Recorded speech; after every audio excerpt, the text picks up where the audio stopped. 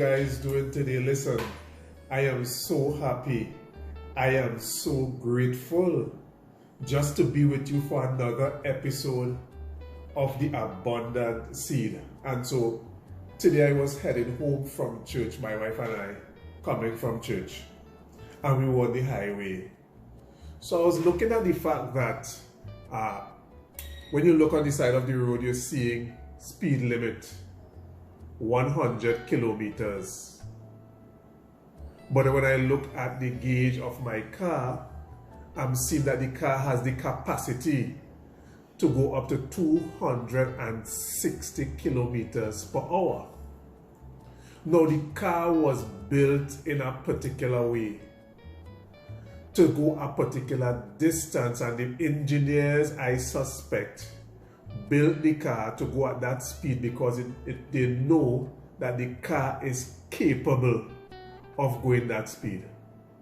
So then I started to ask myself, if there is a speed limit that is placed to us by the law of the land, what is our limit? What is your limit, Abundant Seed family? I think it is something that we need to examine, because we have the laws of the land and we must obey them. And there are some laws that we can even look at, as a matter of fact, just to bring home the point. You know, there is something called the law of gravity. If something goes up, it must come down. It cannot stay up unless it is being held by another force. If you throw it up, it will come down. So that's the law of gravity. If you jump off from a building, the only place you can go is down. What is God's law for us? Because we need to understand what is God's law for us. We understand that there is a manufacturing law that says that that car could only go up to 260 kilometers per hour. We know for a fact that there are some laws. There's the law of sowing and reaping as well. Whatever you sow, that is what you're going to reap. Some people want to reap and they didn't sow. So they may understand the law, whatever you sow, that is what you're going to reap. But what if you don't sow? Have you ever considered that if you don't sow, you can't reap? Now, let us look at what God said for us, because the manufacturers were very clear in terms of when they built that car, 260 kilometers per hour, that is where it could go. They know the capacity of the engine. They know the capacity of what the tires could take. They know everything about that car.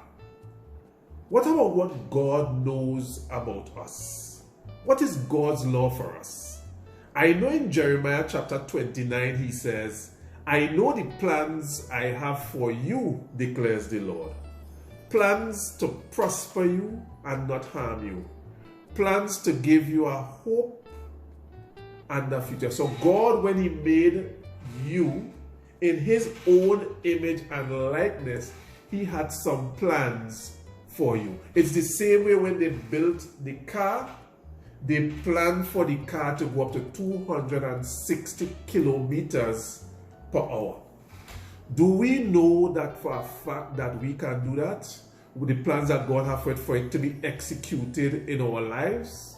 Absolutely, because God said in Philippians chapter 4 verse 13, he said to us that you can do all things through Christ who is your strength. In other words, I can do all things through Christ who strengthens me. So you can use that as your mantra, knowing for a fact that you were built with a certain capacity. Do you know, if you even want to consider what your brain can do? You might have your brain, you might have only a capacity or only a few gigabytes of storage space similar to the space on an iPod or a USB flash drive.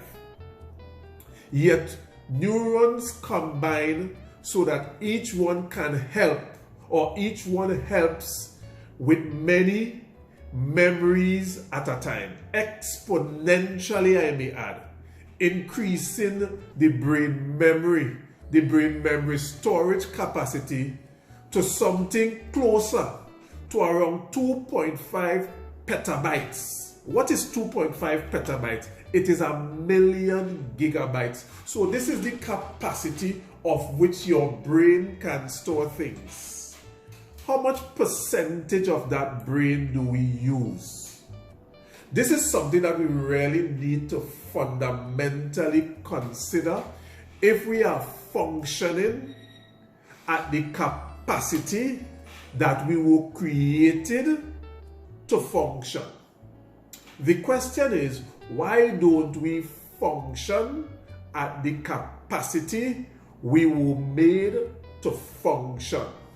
We are not in the governmental law where it is said, notwithstanding you have a car that can go up to 260 kilometers per hour, you can only go at 100 kilometers per hour.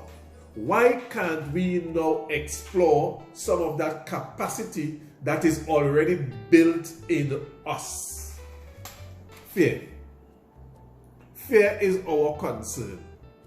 Because remember when Jesus was speaking to Peter when he was walking on the sea and he started to sink? He said, why were you afraid? But this is what is said in 2 Timothy chapter 1 verse 17.